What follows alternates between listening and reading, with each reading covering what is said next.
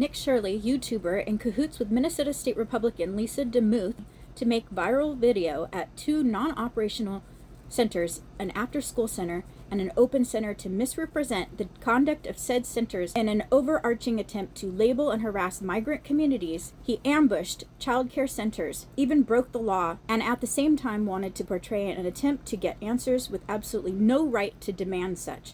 MAGA Online, hot for a reduction in tax spending, are online arguing to shut them all down. This hurts everyone. Minnesota centers can be open any time of day. If they are open after 6 p.m., they must provide dinner and bed and follow parents' advisement for bedtime routine as outlined in the Minnesota State website provided here and here. It absolutely doesn't mean what MAGA hive mind are saying, which is that it defines hours of operation laws, which does not exist. The state has a 6 p.m. end start time to change childcare shifts so that the state can say a child must be fed dinner if they are present between 6 and 7 p.m. The state's position is one of safety and security and not micromanaging business hours. They can be open 24 hours a day or 2 to 10 p.m., as one was that Mr. Shirley harassed. There are several types of licenses which are each a separate application, and as I stated, separate actual care requirements. Any center for children cannot allow strangers in off the street. The children cannot be videotaped or otherwise photographed without a parent. In and all bigots out there, what if this was your child? Is there fraud? Of course, in every industry, and especially for government taxpayer-funded programs. Scammers will never stop trying, but you can't hurt families because of them. Are migrants committing fraud? Not usually. Is there more fraud and abuse than there is money going where it is meant to? Fuck no.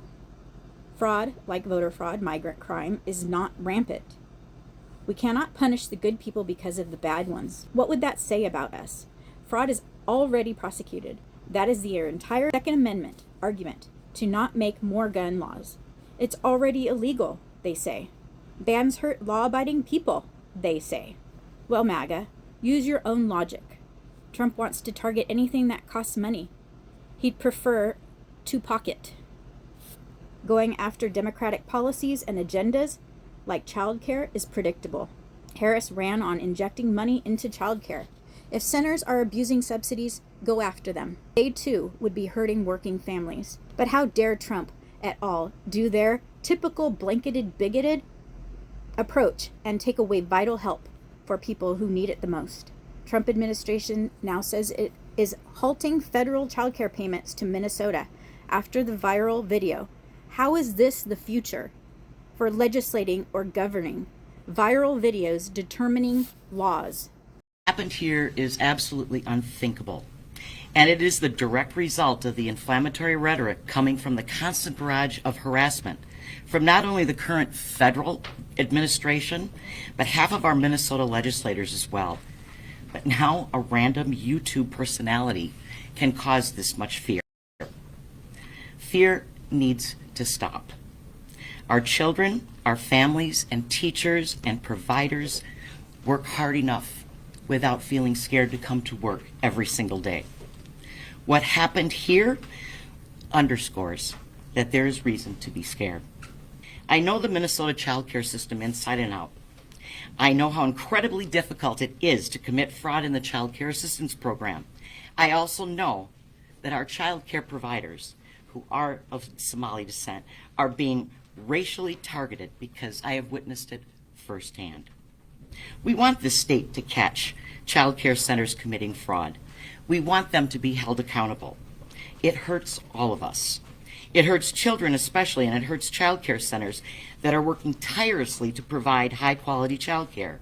But fraud does occur across race, across income, and across geography. When a few child care centers that serve white children commit fraud, do we decide that every child care center that serves white children is committing fraud? No. The Somali child care community deserves that same respect. Unfortunately, someone came in to our daycare. We looked and saw what happened, and we saw that the suspect came in from the back, broke in from the back kitchen, and he also destroyed the wall to come in. As we walked around the daycare, we saw that our office doors was broken into as well. We saw that, unfortunately, there was important documentation, enrollment of the children, and also employee documentation that was gone. There were also checkbooks that were ripped from our check papers that were ripped from our book. This is devastating news, and we don't know why this is targeting our Somali community, as one video made by a specific individual made this all happen. We've been receiving hateful messages through our voice notes threatening us since the past couple of days, including one that happened yesterday morning after the break-in. This is frightening and exhausting because this is happening to us Somali communities as Somali Americans. We are supposed to stand with each other and help each other through everything that's happening. This is also sad that a video can cause all of this. I want to say that there are hundreds of daycares out there, Somali daycares that are out there, and we all help our children and everyone in our community. We have high quality daycares, and this is very sad news that one individual who made a false claim about fraud that is happening in the daycares engaged everyone else to come and do this to us.